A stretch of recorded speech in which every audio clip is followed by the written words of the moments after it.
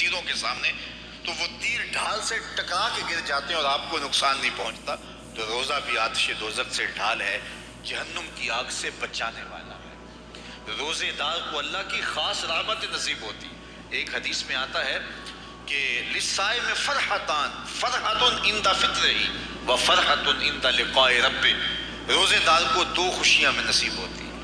ایک خوشی اسے تب ملتی ہے جب وہ روزہ کھولتا ہے، جب سارے دن کی بھوک اور پیاس کاٹنے کے بعد شام کے لمحے ہوتے ہیں اور پھر روزہ منزل تک پہنچتا ہے، تو کس مسرت اور خوشی اور سرشاری کے عالم میں روزہ دار ہوتا ہے کہ شکر ہے کہ اتنی لمبی اور اتنی سخت گرمی کے ماحول کی شدت کے باوجود اللہ تعالیٰ نے مجھے روب منزل کیا. تو اس وقت ایک احساس اس کے ساتھ جڑا ہوتا ہے، اور پھر جب وہ ٹھنڈا اور میٹھا مشروب اپنے کام و دہن میں ٹپکاتا ہے اور وہ ٹھنڈا میٹھا مشروب اس کی رگوں کو أنت هل تعتقد أنه حان الوقت لتصبح ثريا؟ کرتے ہوئے میدے کی طرف بڑھ رہا ہوتا ہے. اس کی زبان بولے نہ بولے دل اللہ کا شکر ادا کر رہا ہوتا ہے. اس کا ایک ایک عضو بدن رب کا شکرانہ ادا کر رہا ہوتا ہے.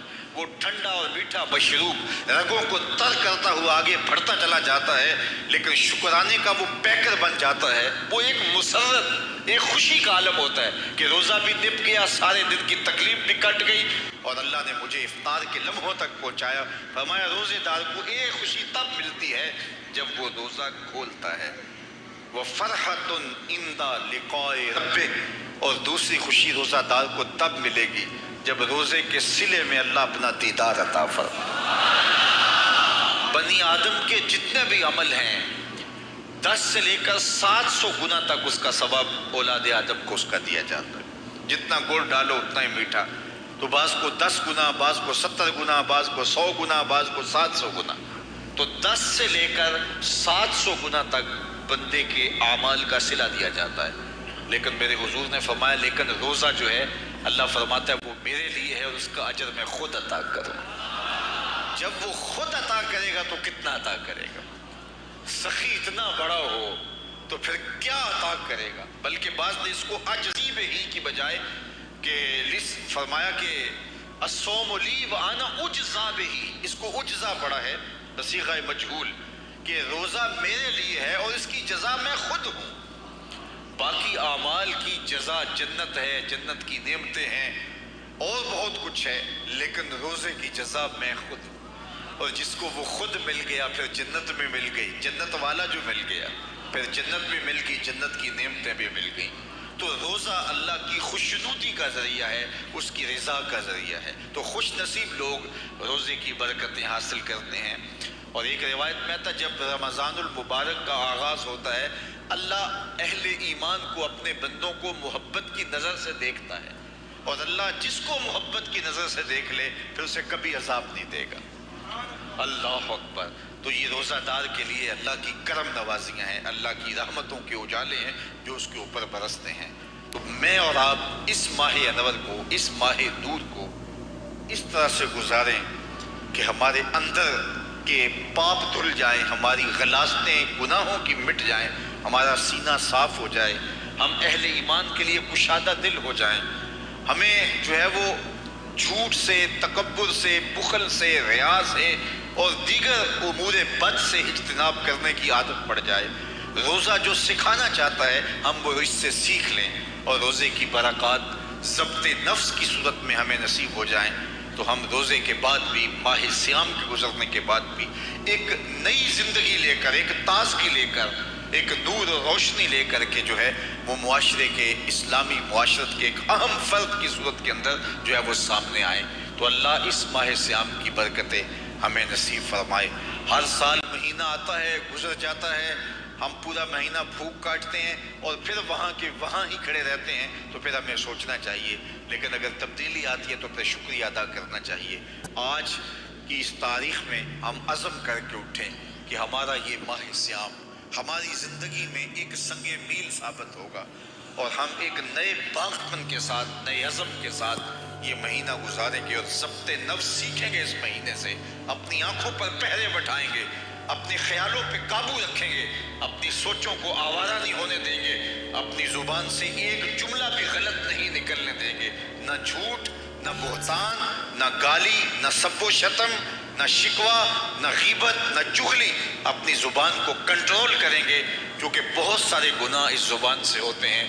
لقمہ حرام سے اپنے آپ کو محفوظ کریں گے، اپنی آنکھوں پہ شرم و حیا کے پہرے بٹھائیں گے، اور یوں ایک پورا مہینہ جب ہمارا گزرے گا تو ضبط نفس کی جو عادت ہمیں پڑ جائے گی اس کو ہم بعد میں کام میں لائیں گے، اور پھر چند ماہ ایسے گزر گئے تو پھر ہمیں سرور بھی نصیب ہوگا، زندگی گزارنے کا لطف بھی آئے گا۔ اگر کوئی شخص یہ چاہتا ہے کہ اس کو عبادت میں سرور نصیب ہو تو وہ اپنی نظر کو غیر محارم کو شہوات سے دیکھنے سے محفوظ کر لے، اس کو سجدے میں سرور آنے لگ جائے گا، سجدے میں لطف آنے لگ جائے گا۔ اگر ہماری نظر ناپاکیزگی کا شکار رہتی ہے اور نظر جو ہے وہ طاہر نہیں رہتی، جلوت میں ہو یا خلوت میں، تو پھر ہمیں عبادت کا سرور کبھی بھی نصیب نہیں ہو سکتا۔ تو عبادت کا اپنا ایک لطف ہے، عبادت کا اپنا ایک چسکا ہے، ایک مزہ ہے۔ دیکھیے، آپ فروٹ کھاتے ہیں، پھل لیتے ہیں تو اس کا ایک سرور ہے، مشروب لیتے ہیں تو اس کا ایک سرور ہے، کھانا کھاتے ہیں، مختلف جانوروں کے گوشت کا اپنا الگ الگ ذائقہ ہے۔ تو جس طرح مختلف کھانوں کے ذائقے الگ ہیں، مختلف آوازوں کا تاثر اور ذائقہ اور لطف الگ ہے، اسی طرح عبادات کا بھی لطف ہے۔ سجدے کا الگ مزہ ہے، قیام کا الگ مزہ ہے، رکوع کا الگ لطف ہے، پھر اس کی کیفیات الگ ہیں۔ سجدہ گھر میں کریں تو لطف اور ملتا ہے، مسجد میں کریں تو لطف اور ملتا ہے، کسی صالح امام کے پیچھے نماز پڑھے تو لطف کچھ اور ملتا ہے، اور اگر پیشانی کو حرم کی زمین مل جائے تو پھر لطف کچھ اور ملتا ہے۔ اسی طرح آپ کے دیگر اعمال، روزے کا ایک لطف ہے، ایک سحری کا لطف ہے۔ یار سحری اگر آپ اکیلے کریں تو اس کا مزہ اور ہے، کسی ہوٹل میں کریں تو اس کا لطف اور ہے، اور چولہے کے پاس بیٹھ کے ماں کے ہاتھوں سے پکی ہوئی چپاتیاں کھائیں اور سحری کا لمحے ہوں اور تہجد گزار ماں کے ہاتھوں سے پکے ہوئے پراٹھے کھائیں تو پھر سحری کا لطف کچھ اور ہے نا، ضرور اور ہے۔ اچھا، آپ کو اپنے مرشد کے ساتھ بیٹھ کے شہد سحری کرنے کا موقع مل جائے تو اس کا لطف کچھ اور ہے۔ اسی طرح افطاری کا مزہ ہے، گھر میں کریں، دوستوں میں کریں، کسی صالح شخص کی صحبت میں کریں، لطف اور ہے۔ اور اگر افطاری کرنے کا موقع آپ کو گنبد خضرا کے سامنے نصیب ہو جائے، کھجور بھی مدینے کی ہو، دھرتی بھی مدینے کی ہو، اور سامنے سبز گنبد ہو، اور پھر کھجور مدینے کی کھا رہے ہو اور نظر حضور کے روضے پہ ہو، تو پھر افطاری کا مزہ کچھ اور ہوتا ہے نا۔ تو ہر عمل کا ایک لطف ہے، ہر عمل کا ایک سرور ہے، ہر عمل کا ایک حظ ہے۔ روزے کا الگ مزہ ہے، رکھنے کا الگ مزہ ہے، بھوک کاٹنے کا الگ مزہ ہے، پیاس کی شدت کا مزہ الگ ہے، کھولنے کا الگ مزہ ہے، تراویح کا الگ مزہ ہے، تلاوت کا الگ مزہ ہے، سجدے کا، قیام کا، رکوع کا، تشہد کا، قومے کا، جلسے کا، ہر عمل کا ایک لطف ہے۔ لیکن لطف نصیب کب ہوتا ہے؟ جب آپ کی نظر پاک ہوتی ہے۔ جب نظر پاک ہوتی ہے تو پھر ہم، نظر پاک نہیں ہوتی تو ہم ٹکریں تو مارتے ہیں لیکن عبادت کا سرور نہیں آ رہا ہوتا۔ سبحان ربی الاعلی جب بندہ پکار رہا ہوتا ہے، پیشانی بھی سجدے میں، اس کی ناک بھی سجدے میں، اعضائے بدنیاں بھی سجدے میں، اور ادھر سے پکار رہا ہے سبحان ربی الاعلی، مالک دیکھ کائنات میں مجھ سے نیچا کوئی نہیں، تیرے سے اونچا کوئی نہیں ہے۔ تو پھر سرور کیوں نہیں آئے گا، لطف کیوں نہیں آئے گا؟ مالک کی دہلیز پہ پیشانی رکھ کے رو رہا ہے، آنسو بہا رہا ہے، تو کیوں سرور نہیں آئے گا؟ لیکن یہ سرور تب آئے گا اگر نظر پاک ہوئی۔ آج کے موسم میں، آج کے دور میں نگاہیں بہت ناپاکیزہ ہو گئی، اور دور موجود کے اندر، اس سوشل میڈیا کے اندر، سوشل میڈیا نے لوگوں کی تنہائیاں بھی پاک نہیں رہنے دی۔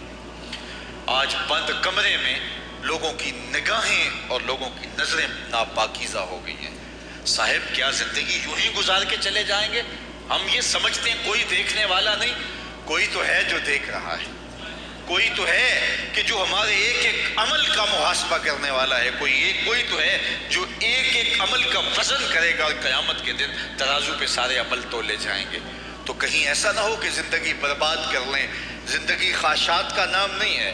آپ اپنی ماں کے لیے کتنی خواہشات قربان کرتے ہیں، آپ اپنی اولاد کے لیے کتنی خواہشیں قربان کرتے ہیں، آپ اپنی بیوی کے لیے کتنی خواہشات کی قربانی دیتے ہیں، بہن بھائیوں کے لیے کتنی خواہشات کی قربانی دیتے ہیں، تو مالک کے لیے کوئی خواہش قربان نہ کریں اور کہیں کہ مالک کا قرب مجھے مل جائے، یہ کیسے ہو سکتا ہے؟ اللہ کی محبت اتنی سستی تو نہیں ہے۔ یہ دنیا دار سے پیار کریں تو اس پیار کی بھی قیمت چکانی پڑتی ہے، کسی سے پیار کریں تو اس کا بھی کوئی آپ کو جو ہے وہ اس کی بھی قیمت دینی پڑتی ہے۔ تو اللہ کی محبت اور اللہ کا عشق اور رسول اللہ کا عشق کوئی اتنا سستا تو نہیں ہے کہ اس کی کوئی قیمت نہ دینی پڑے۔